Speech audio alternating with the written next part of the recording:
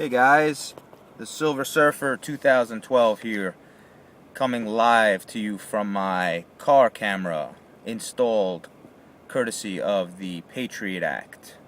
I'm just kidding, of course. The Patriot Act does not say that we should be surveilled in our cars, although there is legislation and lobbying going on to support that issue. So I wouldn't be surprised if we do see that coming fairly soon, because they need to know and see and hear what we're talking about at all times.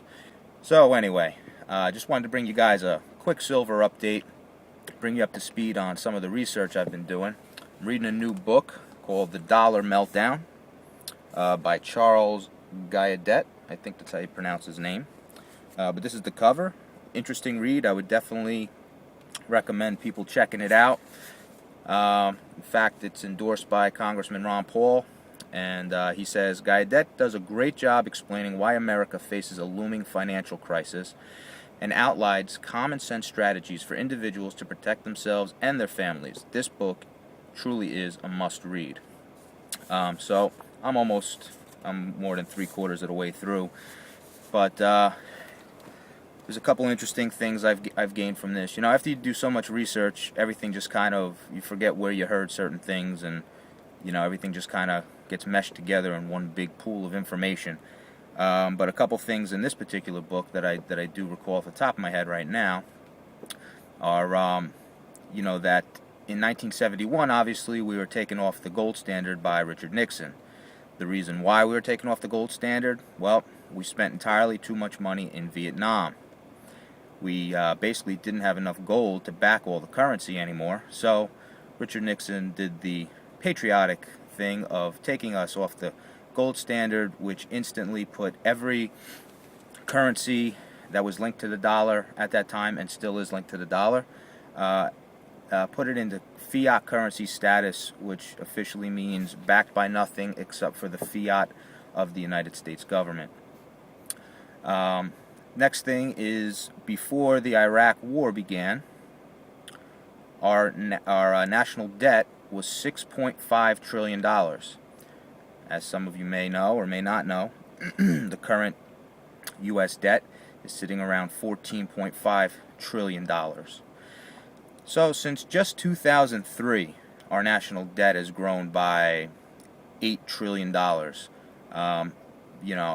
That's pretty remarkable to me, and I mean, if you really think about it and understand what $1 trillion is and the speed at which we're printing this money and putting it out into the economy, it's no wonder why gas is what it is, and we're seeing the inflation. Inflation doesn't happen right away, guys. You need to understand that. It takes 2, 3 years, 4 years for all this new currency to kind of be pushed around the economy and start competing for the goods and services that are there. And it's not prices going up, it's the value of the currency you're purchasing those goods or services with going down. So if you understand that concept, and you understand the concept of inflation, and you understand why it's important for you to hold hard assets as we go into the next decade or so. Interesting note, just this month we did pass the debt ceiling limit of $14.2 trillion. Or 14.3 trillion. I don't know. Once you get that high, what does it matter anyway? 0.2, 0.3 trillion, right? In fact, it must not matter, because now we're at 14.5 trillion, which is past the debt ceiling, and you might be saying to yourself, well, how on earth can we still afford to operate? I know that if I have a credit card and I go and try and make a purchase and it's got a $1,000 limit on it, and I try to ring up something at the register for $1,100, I'm basically going to be shut down at the register. I'm going to have to find another form of payment. Not if you own a printing press, and not if you're the United States government. What they basically did was they took the money that they would be putting into pension funds for public workers and are now using that money to offset the deficit, at least for a period of a couple months, until August 2nd, where they will reconvene and decide what they're going to do with the deficit. You can guarantee that they will be increasing the debt ceiling. They have to. Otherwise, life as we know it will completely come to a standstill. the markets will crash, the liquidity, I mean, things will lock up just like they did in 2008, which is why they passed the bailout bill, basically, to keep things, to grease the engines of economics, if you will, and keep things running with liquidity and inflated dollars that really weren't generated by GDP. Okay. So basically we're in a situation now where we're starting to see these dollars enter the economy, and they are starting to affect the prices around us. So obviously it is of vital importance that you get into some type of guys, I don't care if you own cotton, okay? It doesn't have to be gold, doesn't have to be silver. It has to be something tangible. I'm hearing actually real estate, based on my research, is actually pretty good to have at this point, because if inflation does happen, real estate is an asset and it will appreciate, based on inflation. So you're better off even having a house, when interest rates are still very low right now. A lot of people are predicting interest rates will be going up soon, and while I tend to agree with them on some fronts, the other aspect of that is if interest rates do climb, our national debt climbs because the interest on our national debt will climb. So, the amount of money that we owe, if interest rates rise, could double or even triple, which could be crushing to our markets. So will the Federal Reserve allow that to happen? That is yet to be seen. So I just wanted to bring you guys a quick silver update and how things are going with that as well. Right now we're sitting at $38 and change per ounce of silver. Gold is $1,530, $25 roughly as we speak.